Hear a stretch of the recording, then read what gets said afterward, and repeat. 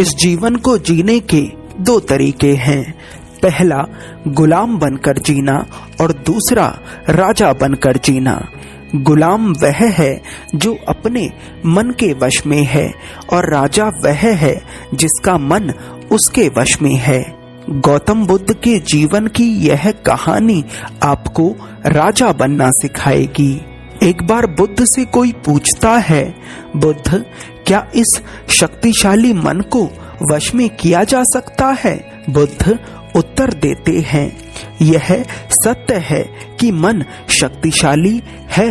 यदि इस जीवन में कोई सबसे चुनौतीपूर्ण कार्य है तो वह इस मन को वश में करना है, क्योंकि हम जो भी कार्य करते हैं उसके पीछे हमारे मन का ही सुझाव होता है। अगर हम यह भी सोचते हैं कि हमें अपना मन अपने वश में करना है तो यह सुझाव भी हमें हमारा मन ही देता है। इसलिए मन को मन के ही द्वारा वश में कर लेना संभव नहीं। बुद्ध उस व्यक्ति से कहते हैं, यदि मन को वश में करना चाहते हो तो तुम्हें इस मन से ऊपर उठना होगा। वह व्यक्ति पूछता है, बुद्ध, मन से ऊपर कैसे उठा जाता है? बुद्ध कहते हैं, ध्यान के द्वारा।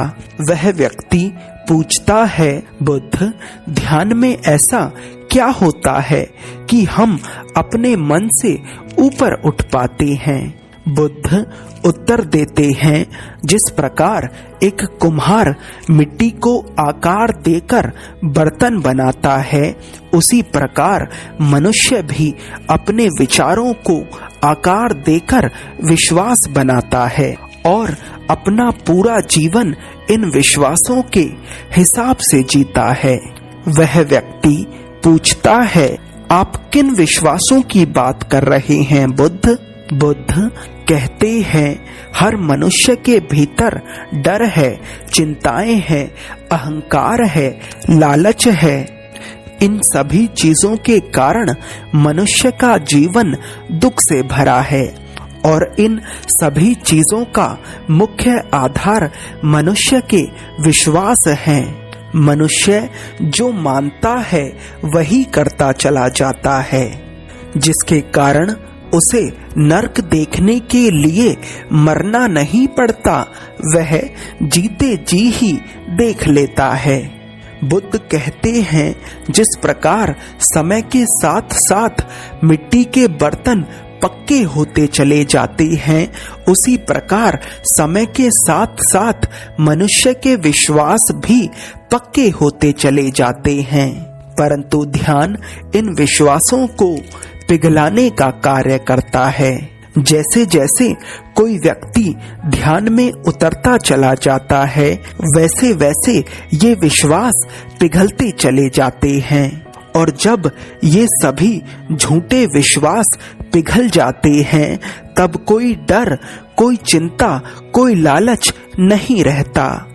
मनुष्य अपने मन को अपने वश में क्यों करना चाहता है?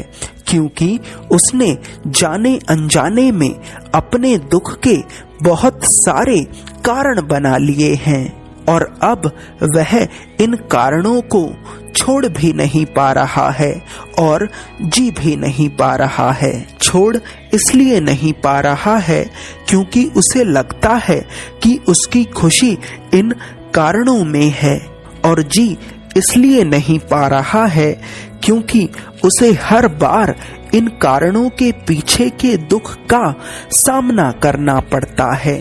उन छोटी छोटी खुशियों के पीछे के दुख का सामना करना पड़ता है जिन्हें वह असली खुशी समझता है।